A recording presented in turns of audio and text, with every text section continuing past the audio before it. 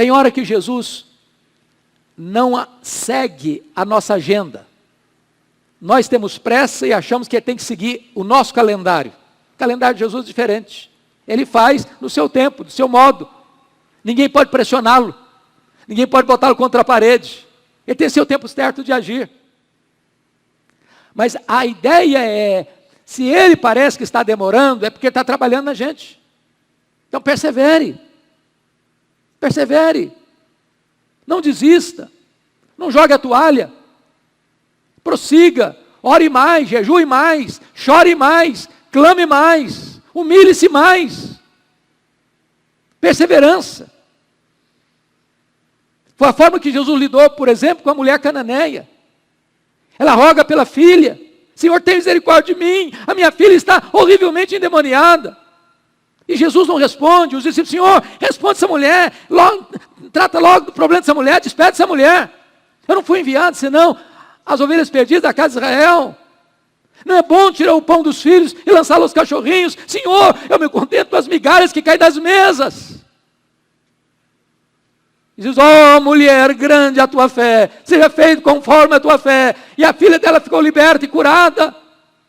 Às vezes a gente enfrenta uma dificuldade e desiste. Às vezes a gente enfrenta uma dificuldade e vira as costas. Às vezes a gente enfrenta uma dificuldade e começa a praguejar. Em nome de Jesus, persevere até você ver os milagres de Deus na sua casa, na sua família.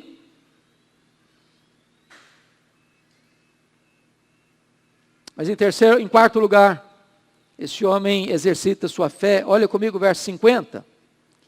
Vai, disse-lhe Jesus, teu filho vive. O homem creu na palavra de Jesus e partiu.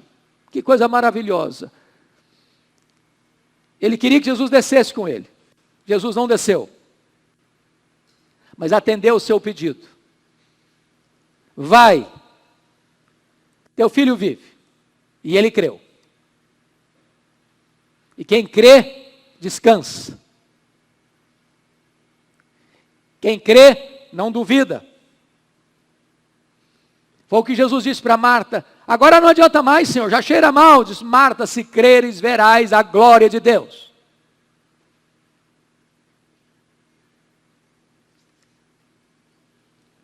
Irmãos amados, quarto lugar, nós aprendemos que a palavra de Cristo é tão boa e eficaz quanto a presença de Cristo.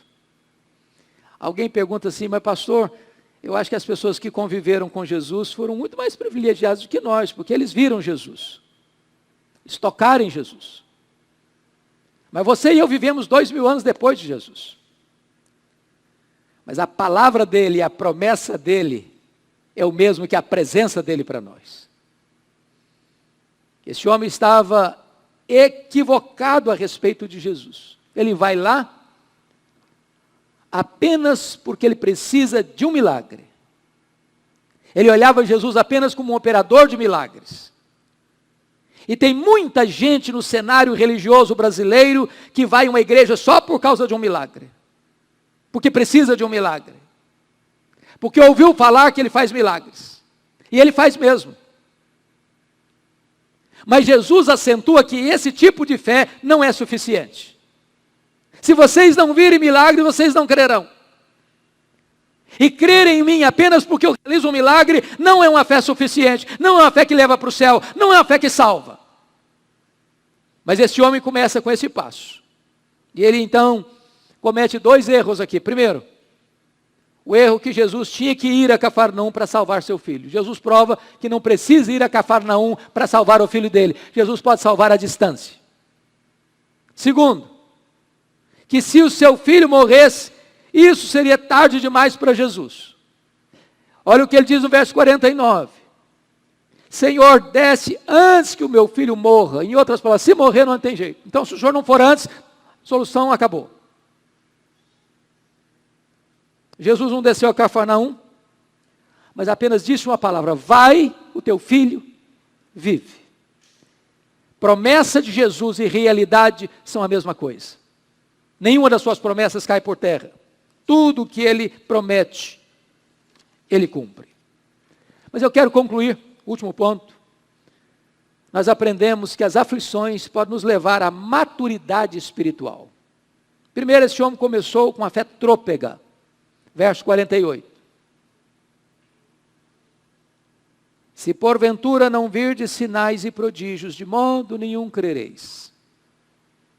Isso é uma fé trôpega, gente que só vai a Jesus por causa de um milagre, de uma cura, de um alívio, a solução de um problema. Mas, em segundo lugar, a sua fé vacilante tornou-se uma fé confiante. No verso 50, vai, disse-lhe Jesus, teu filho vive. O homem creu na palavra de Jesus e partiu. Ele não disse, Senhor, vão comigo. Senhor, se o Senhor não for, não vai resolver. Não, ele creu. E o nosso papel é crer na palavra de Jesus. Você tem a Bíblia, a palavra de Deus, escrita. As promessas de Deus estão aqui. Leia, creia, obedeça. Terceiro, a sua fé confiante tornou-se fé confirmada. Versos 51 a 53 diz que enquanto ele descia, eu estou falando de 30 quilômetros de Caná da Galileia, Cafarnaum, enquanto ele está descendo, gente da sua casa está subindo. Encontram-no no meio do caminho. Disseram, olha, teu filho está bem, a febre o deixou. E ele averigua, que horas aconteceu isso? Ao receber a informação, ele chega à conclusão que a febre deixou o seu filho no exato momento em que Jesus disse, vai, o teu filho vive. A fé confiante é agora a fé confirmada. Mas finalmente, a sua fé confirmada tornou-se uma fé contagiante. Olha comigo os versos 53. Porque está escrito, com isso reconheceu o pai ser aquela, precisamente a hora que Jesus lhe dissera, teu filho vive, e creu ele toda a sua casa. Toda a sua casa. Bendito seja Deus, que quando você crê, você abre a porta da salvação também para a sua família. Crê no Senhor Jesus e será salvo, tu e a tua casa. E foi o que aconteceu na casa daquele homem.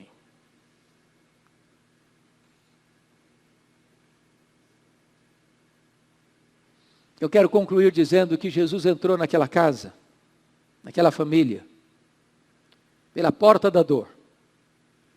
E toda a família foi salva. Deus permitiu aquela enfermidade para que toda uma família fosse salva.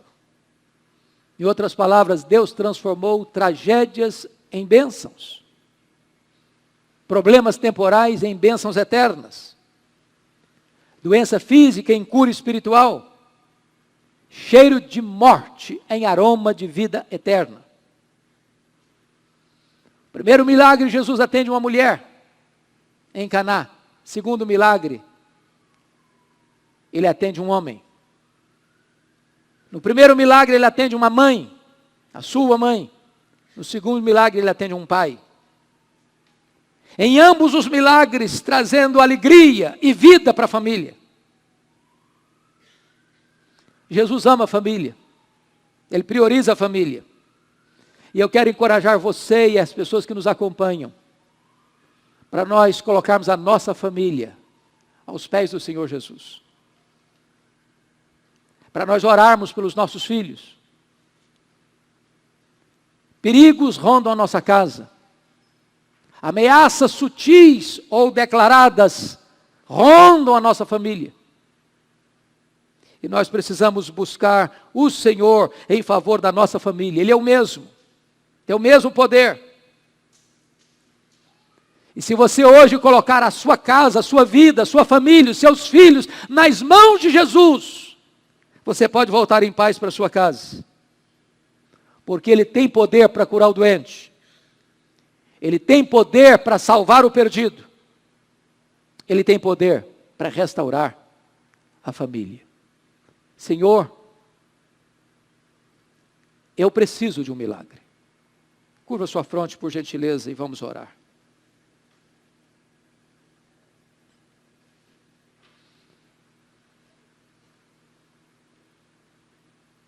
Como é que está a sua casa?